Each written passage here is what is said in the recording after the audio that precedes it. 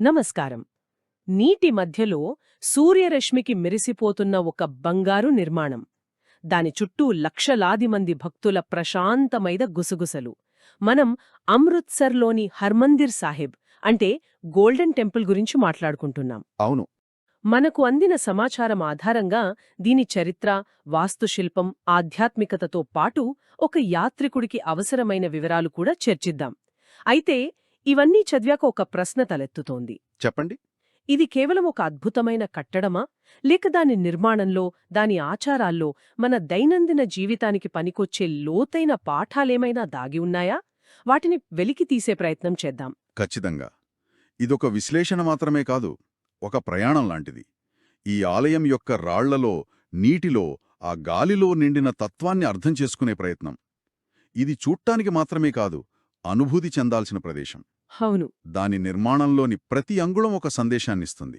ఆ సందేశాలను డీకోడ్ చేద్దాం. సరే, అయితే ఆ కథ ఎక్కడ మొదలైందో అక్కడి నుంచి ప్రారంభిద్దాం. అసలు ఈ ఆలయ పునాదులు ఎప్పుడూ ఎలా పడ్డాయి? ఈ కథ మనకి 16వ శతాబ్దంలో మొదలవుతుంది. మన సోర్సెస్లో స్పష్టంగా చెప్పినట్లు 1577లో 4వ సిక్కు గురువు గురు రామ్దాస్ ఒక పెద్ద కోనేరు తవ్వకాన్ని పూర్తి చేశారు. అంటే ఆలయం కంటే ముందు ఆ పవిత్ర కోనేరు ఏర్పడింది. ఆసక్తికరంగా ఉంది. అవును. దానికి అమృత్ సరోవర్ అని పేరు పెట్టారు. అంటే శాశ్వతత్వపు దివ్యమైన కొలను అని అర్థం. ఆ పవిత్రమైన కోనేరు చుట్టూ ఒక నగరం వెలిసింది. అదే అమృత్సర్. ఓ, అలాగా. ఆ తర్వాత 5వ గురువు గురు అర్జున్ దేవ్ ఆ కోనేరు మధ్యలో దేవుని ఆలయాన్ని నిర్మించాలని సంకల్పించారు. మరి ఆలయ నిర్మాణం ఎప్పుడు పూర్తయింది? గురు అర్జున్ దేవ్ 1581లో నిర్మాణాన్ని ప్రారంభించి సుమారు 8 ఏళ్ల తర్వాత 1589లో పూర్తి చేశారు. కాని ఇక్కడ అసలైన మలుపు 1604లో వచ్చింది. ఏమైందప్పుడు?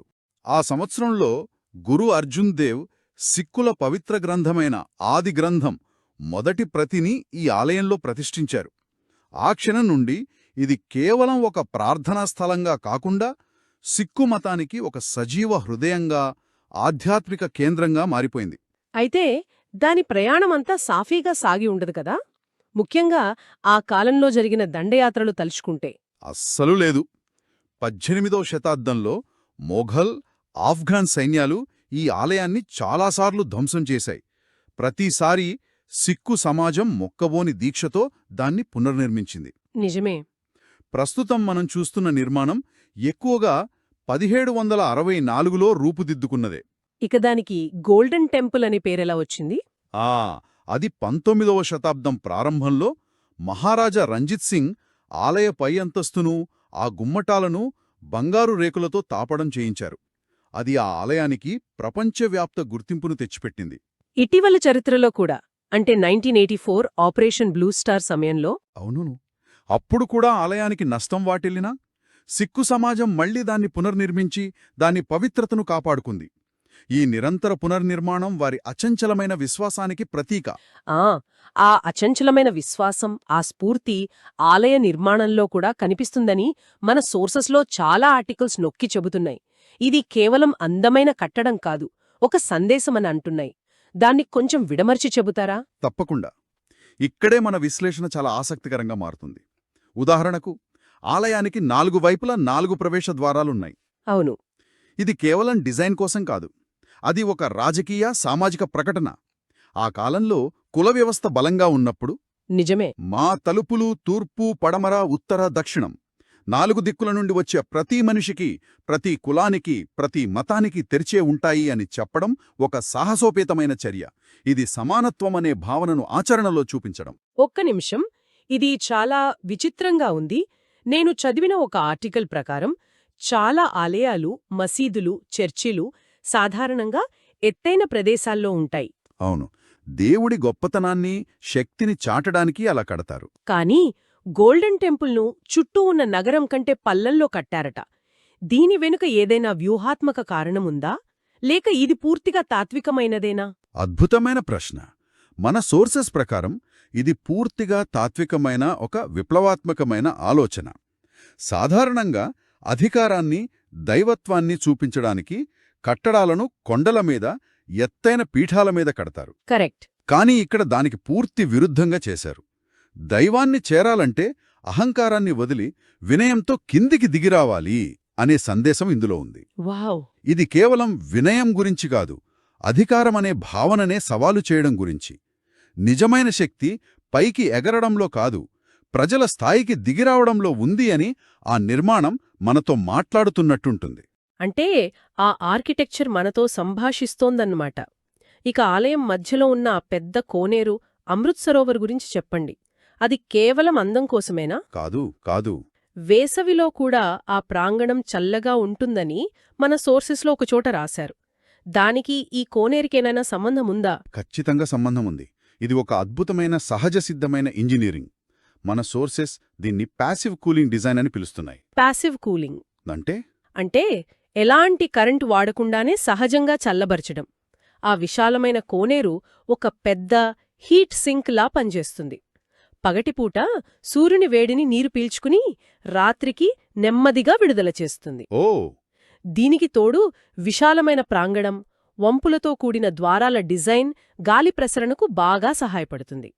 అందుకే బయట ఎండ ఎంత తీవ్రంగా ఉన్నా ఆ ప్రాంగణంలోకి అలుగుపెట్టగానే ఉష్ణోగ్రతలో తేడా స్పష్టంగా తెలుస్తుంది. అంటే వాస్తుశిల్పంలో ఇస్లామిక్, రాజ్పుత్ శైలుల కలయికే కాదు, పర్యావరణ స్పృహ కూడా ఉంది.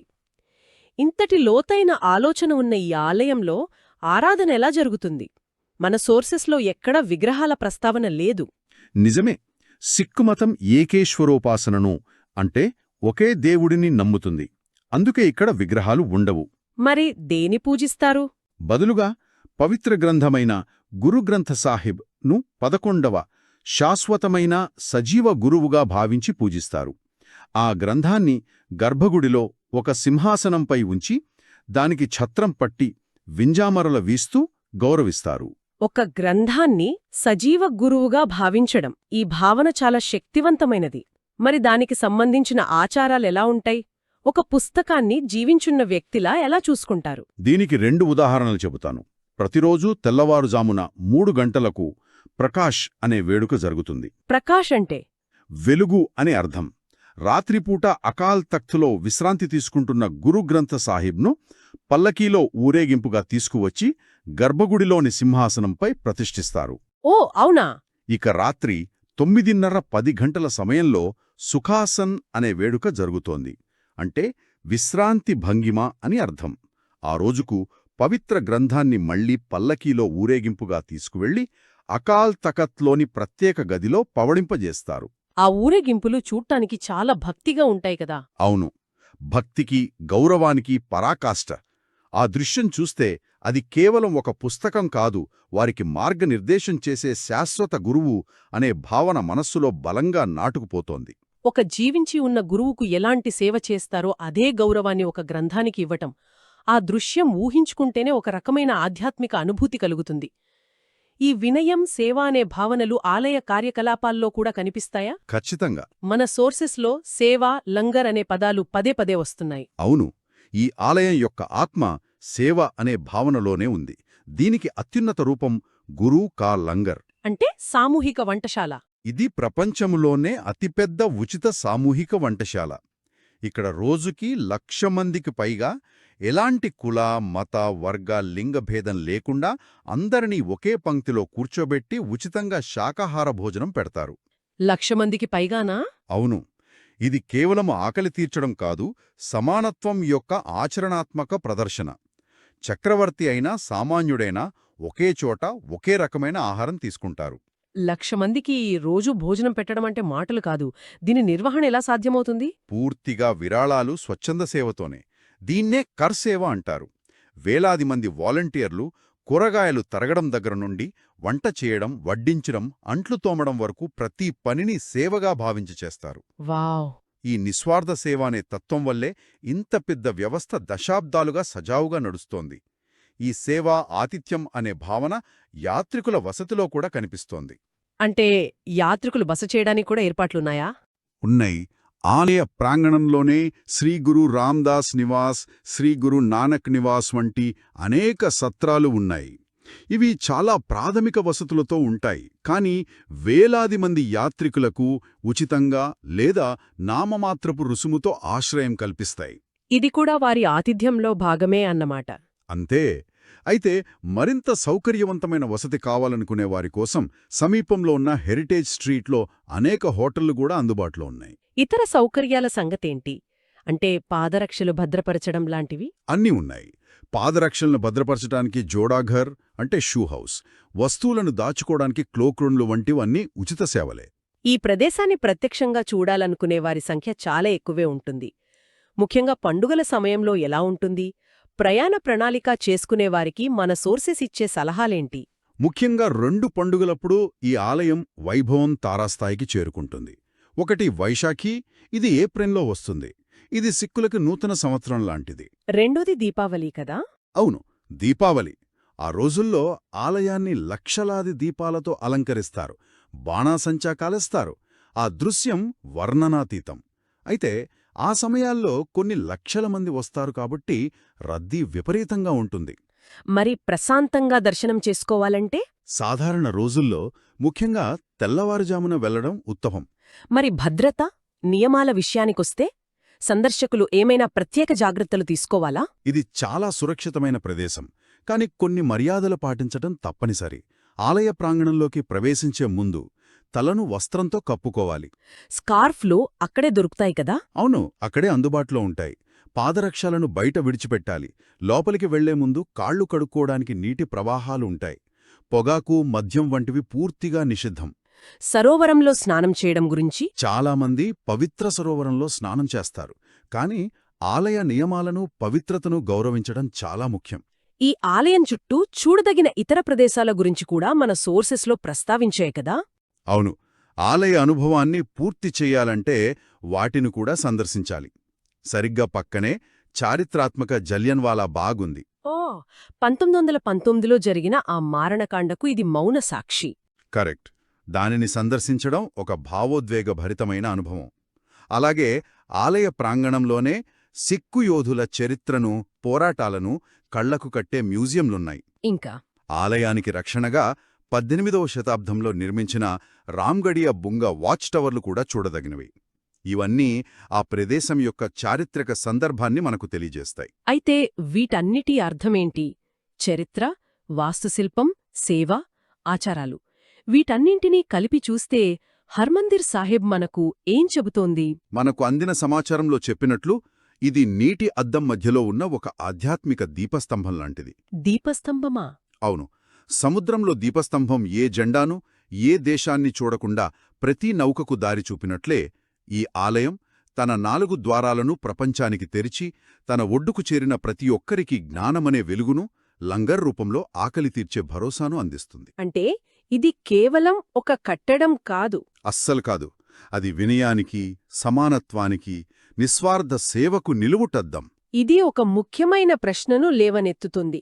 ఈ ఆలయ వాస్తుశిల్పం కేవలం సౌందర్యం కోసం కాదు, అదొక తత్వశాస్త్రం అని మనం చర్చించుకున్నాం. అవును, లోపలికి ప్రవేశించడానికి భౌతికంగా కిందికి దిగాలి. ఇది అహంకారాన్ని వీడకానికి ప్రతీక. ఈ ఆలోచన మనకు ఏమి నేర్పుతుంది? మనల్ని నిరంతరం పైకి ఎదగాలి, శిఖరాలను చేరాలి అని ప్రోత్సహించే ఈ ప్రపంచంలో ఈ నిర్మాణం చేతలతో కిందికి దిగడంలో ఉన్న శక్తిని గుర్తుచేస్తోంది. ఇతరులతో సమానంగా నిలబడటానికి, వారిని అర్థం చేసుకోవడానికి మనం మన జీవితంలో ఏ మెట్లు దిగాలి అనిది మనల్ని ఆలోచింపజేస్తోంది.